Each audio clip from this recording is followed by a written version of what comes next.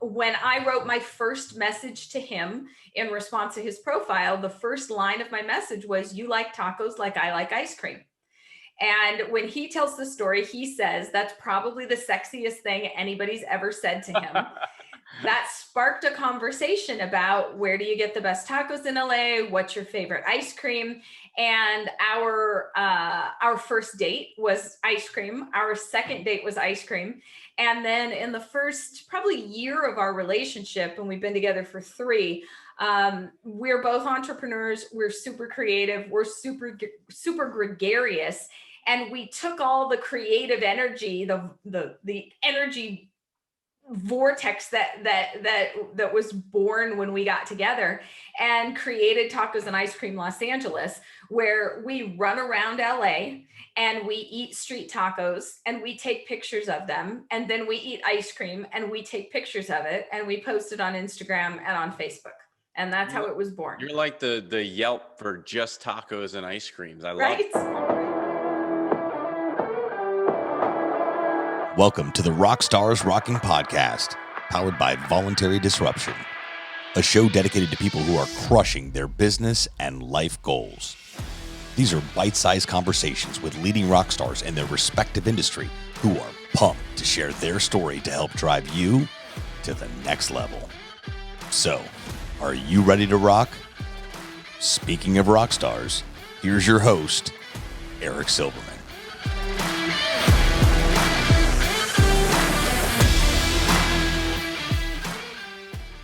Hey, rock stars. Welcome back to another episode of RockstarsRocking. And boy, am I fired up for the rock star of all rock stars. And yes, if you've listened to the show a few times, I do say that to everybody, but not to offend the one, the only Amy Evans. Welcome, Amy.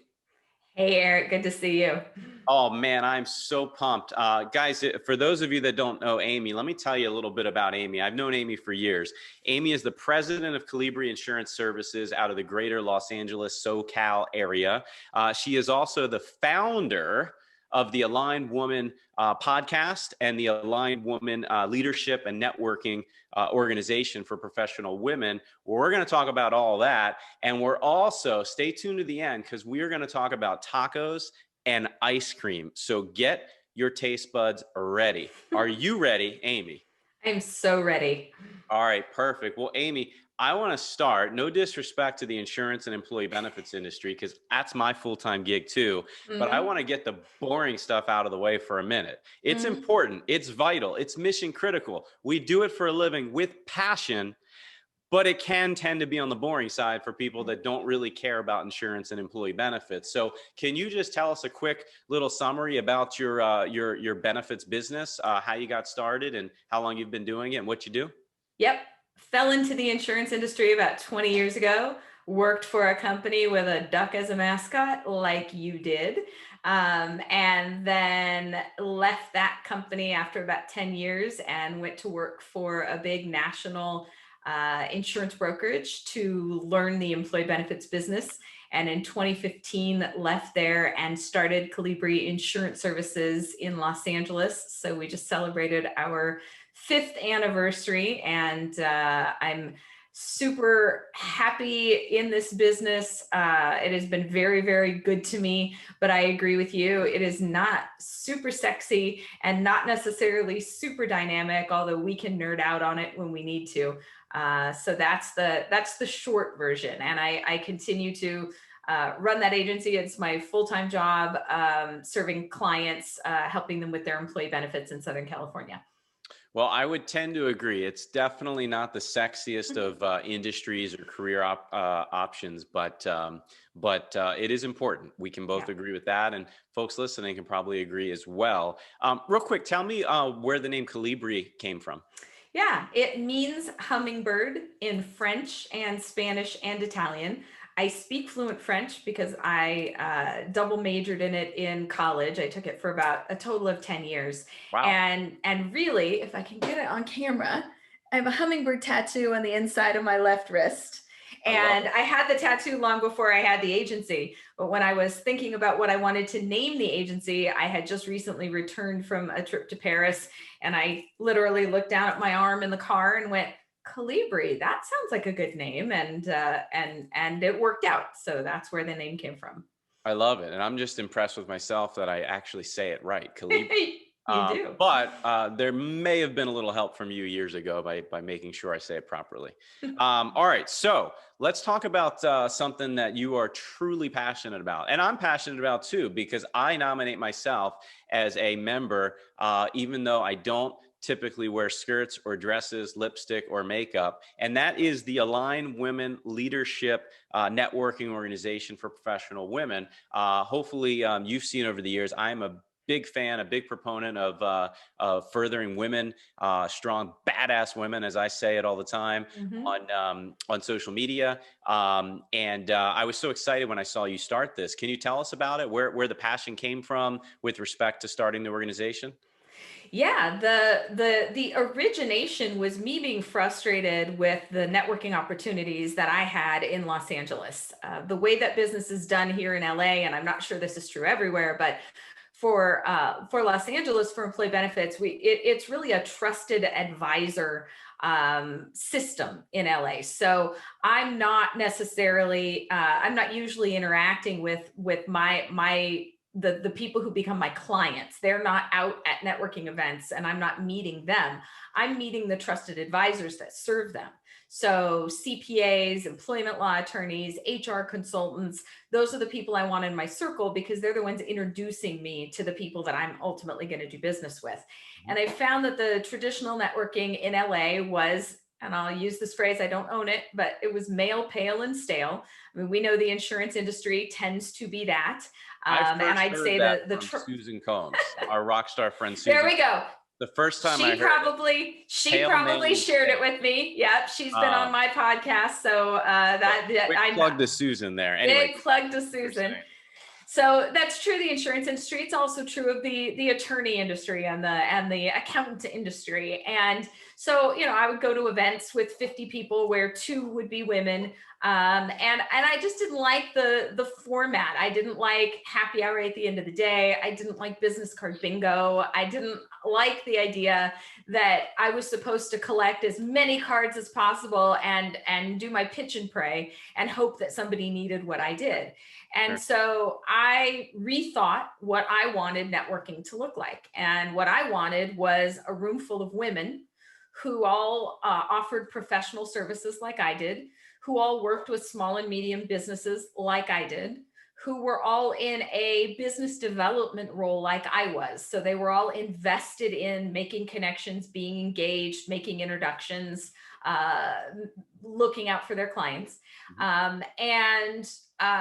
I couldn't find anything that looked like that. I also wanted our interactions to be very intentional. So rather than just putting all of those women in a room together, I wanted us to be actively engaged in learning about each other's businesses and doing things to move each other's businesses forward. So I was in a very formal, expensive networking group where we would go to a meeting, there'd be 30 people in the room, everybody would do their 30-second elevator pitch. We'd get paired up. We'd go to a lunch or a coffee or a dinner or a happy hour. We'd talk about social things and then we'd part ways, and very rarely would any business happen. And I didn't feel like that was productive. And as an entrepreneur who's now running 2 businesses, I need to use my time as effectively as possible. And I felt like a lot of the women I wanted to do business with felt the same. So I built a networking mastermind in the spring of 2019 with a dozen women who all had the alignment that I described, with the belief that if we were aligned from the beginning going into the group, and we interacted very intentionally by having meeting topics that helped us understand each other's businesses, and we engaged in marketing activities that promoted our businesses, that the referrals would come, and that also the bonding and the friendship would come as a result. And the first networking mastermind proved that. It was a 1-year cycle that started in 2019. In 2020, I continued that first one and started a second one. And now this spring, I'll continue both of those and start a third. And that was the genesis of AlignWomen, was really the networking mastermind. It has grown to a lot more than that. That's awesome. So let me ask you, I'm pretty sure it's not focused specifically on one industry, of course, it's any and all, correct? So the format is available to anybody. And what's fun is watching how it grows. Logically, I built it to benefit my insurance agency. So the first mastermind was built around women in professional services who were selling business to business. The second mastermind is women in professional services who are selling business to consumer. So they're going directly to individuals and families selling insurance products or financial services or other things, not to businesses, but to individuals. We're looking at starting another one that will focus on women who serve women in transition. So career coaches, financial advisors, divorce attorneys, who all focus on women who've gone through some major transition in their lives and are looking for support. We've also talked about doing a marketing mastermind that supports women who want to learn how to market themselves better on LinkedIn, and a leadership mastermind that focuses less on business development and more on leadership skills, although business development is always a part of the conversation if you're around me. So the format can be beneficial to any industry. You can organize an AlignWomen networking mastermind around any concept, as long as you have that alignment I talked about, where the women are all offering complementary services, they're all looking to build their businesses, and they all have similar clients. Have you found that there's anything like this out there around the country since you started it? I haven't. I looked for it before I started this, and because I'm wired as an entrepreneur, when I couldn't find it, I figured I'd start it myself. I've been introduced to other organizations that are in the same ballpark, to use a term that you would love, in the same ballpark. But what really differentiates what we do is the alignment that we create with the members when we start. Most other women's organizations will accept membership from anybody, and not be so focused on making sure that alignment is there. And the meetings are structured very intentionally so that we get to know each other's businesses over the course of the 12 months that we're together. So each meeting has a topic, a discussion topic, and then the pairings that we do after the meetings are also built around an activity. So not just getting together and talking about how your business is going, but actually engaging in some sort of marketing activity to move one or both people's businesses forward. And I haven't found anything else that is that structured in order to keep the focus on business development. And when I get feedback from the mastermind members, that's one of the things that they say that they really enjoy, is that it creates a level of accountability, because women, I'll tell you, tend to veer towards the social. If you put us all in a room together and just let us chat, we're going to chat about all kinds of things, but not necessarily about generating revenue or marketing strategies or how to make more sales. And I really wanted to keep the focus on that. So let me ask you this. Have you ever had, over the, I guess it's been a year and a half or more now, have you ever had a strong woman that wanted to join that you just didn't see to be a fit, and you had to politely tell them that they're not a fit? Yeah, the networking masterminds are limited to 10 women, because that's as many as we can manage in an hour and a half long monthly meeting, where everybody gets the chance to engage, and we can get everybody paired up over the 12 months twice. And so there isn't any more room than 10. I have lots of women in my circle, and lots of the professions overlap. So in a networking mastermind, we've only got one employee benefit specialist, one payroll person, one employment law attorney, and I've got lots of connections in those areas. And so the third one that I'll start this year is going to be another business to business mastermind like the first one was, so that I can create more space for other women who are interested in this. The other piece that's really important is that the women have established businesses. So I'm not, while I'm happy to mentor women who are new to a business, this is for women who have an established book of business, because all of us want access to each other's clients in the best possible way. So somebody who's just starting, who doesn't have a client base, wouldn't be a fit for a networking mastermind yet.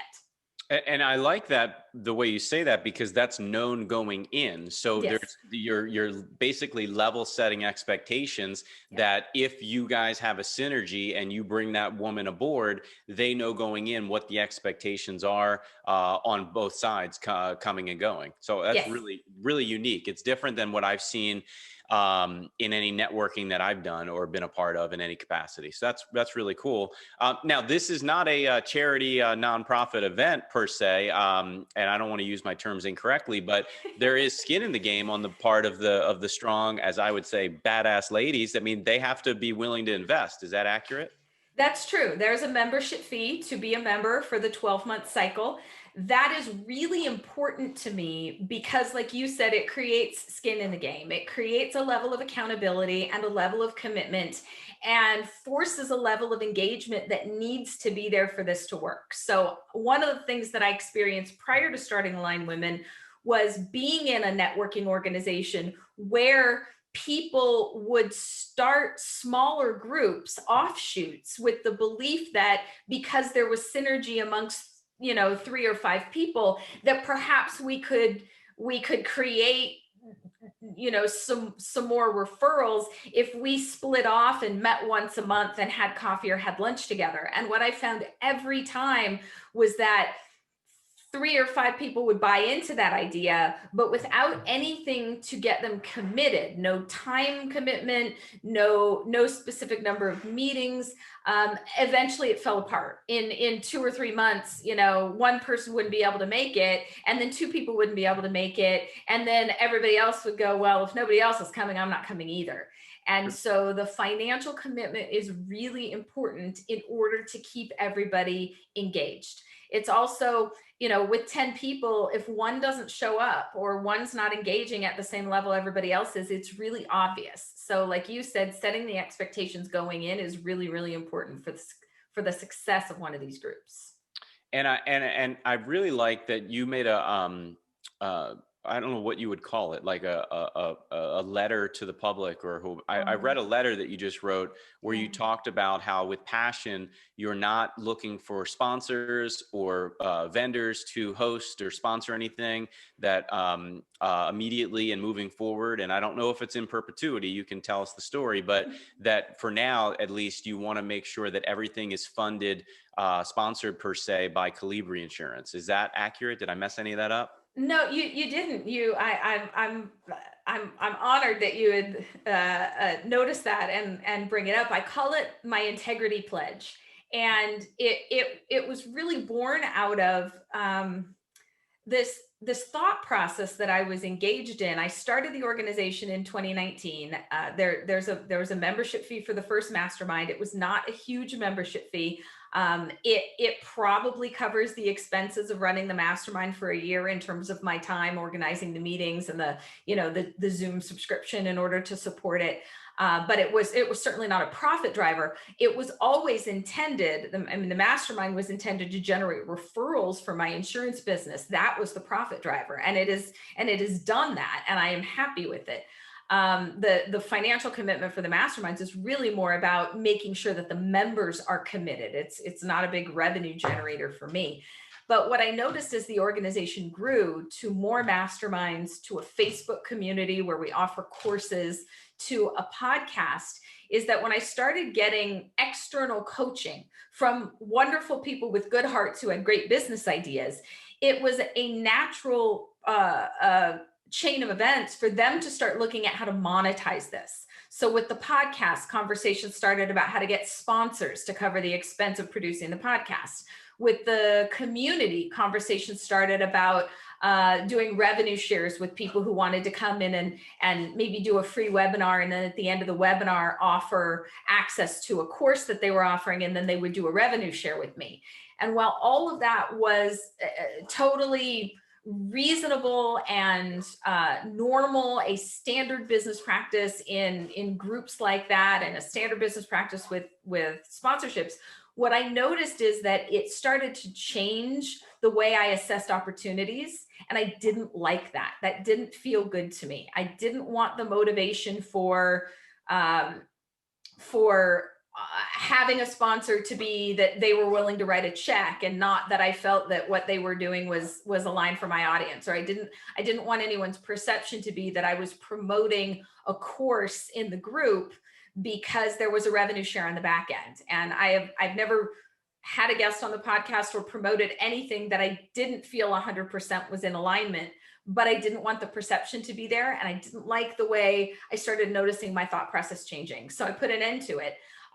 Ultimately, what I would love to do is adopt the Mind Valley model. If anybody is familiar with that, Vishen Lakhiani has a really neat business model where he invites people who have content into the organization, and everything that's offered is branded as a Mind Valley piece of content or branded as a Mind Valley course. So he has his influence on what's being offered, but he invites these amazing authors and teachers in to provide the courses. And so AlignWomen offering AlignWomen branded courses is totally something I can see happening in the future. But doing the back end revenue shares or having sponsors for things is something I've just taken off the table. I like it. I like the passion behind it and the why behind it. Everybody always says, what's the why? Well, you clearly explained it, and I think it makes a lot of sense.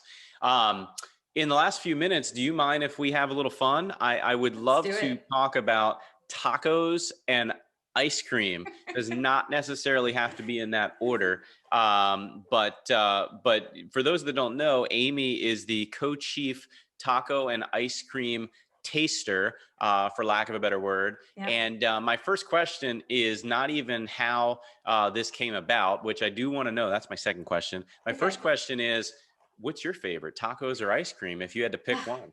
Well, that ice cream, and when I answer your second question, that'll make sense. Okay, go for it. Tell me, how did tacos and ice cream? They've got a great Instagram page about tacos and ice cream that I follow, and I drool. So feel free to share that as well. Yeah. So my husband Dave, before he was my husband, Dave. we met on OkCupid. And it's a dating site. Okay. We met on OkCupid, and he had a hysterical profile that mentioned street food in Los Angeles, which I'm a big fan of. It mentioned tacos. And when I wrote my first message to him in response to his profile, the first line of my message was, "You like tacos like I like ice cream." And when he tells the story, he says that's probably the sexiest thing anybody's ever said to him. That sparked a conversation about, where do you get the best tacos in LA? What's your favorite ice cream? And our first date was ice cream. Our second date was ice cream. And then in the first probably year of our relationship, and we've been together for 3, we're both entrepreneurs. We're super creative. We're super gregarious.